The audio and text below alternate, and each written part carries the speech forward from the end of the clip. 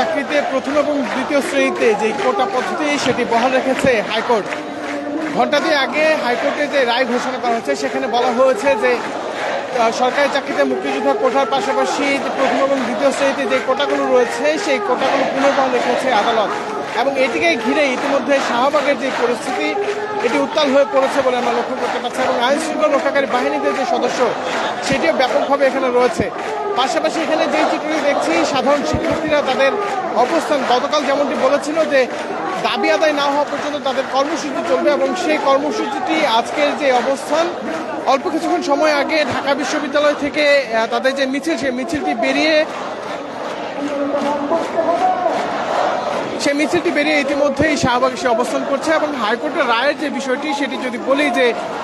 কিছুক্ষণ সময় আগে হাইকোর্টের একটি রায় ঘোষণা করা হয়েছে, যে রায়ে বলা হয়েছে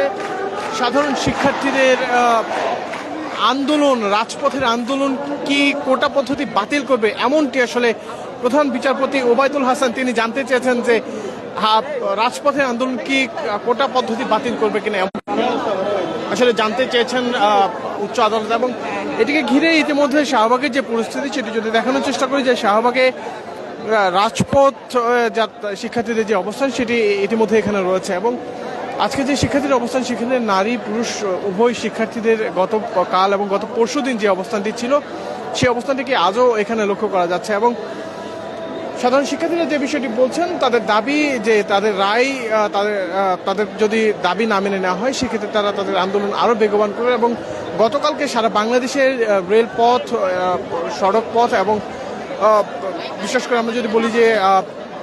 বাংলাদেশ কৃষি বিশ্ববিদ্যালয়ের ঘণ্টাখানেকের মতো ট্রেন আটকে রাখা,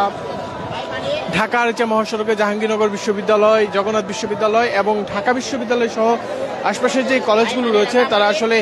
এখানে এসে অবস্থান নিয়েছেন। এবং এখন পর্যন্ত এখানকার যে পরিবেশ সেটি যদি দেখানোর চেষ্টা করি, যে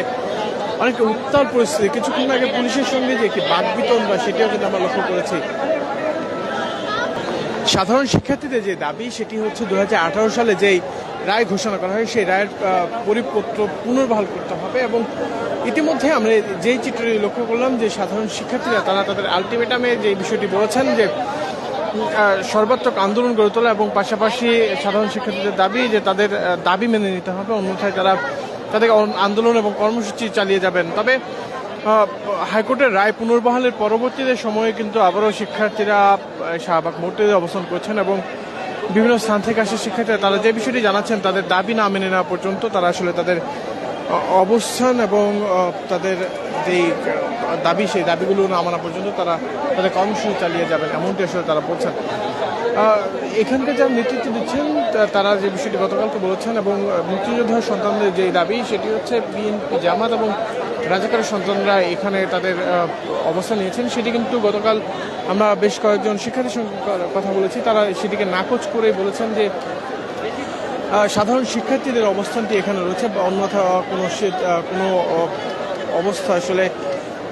বা কোনো সরকারের বিপরীতে অন্য কোনো অবস্থান নয়, এটি সাধারণ শিক্ষার্থীদের দাবি, এবং এই দাবিটিকে ঘিরেই এখন পর্যন্ত শাহবাগে তারা অবস্থান নিয়েছেন।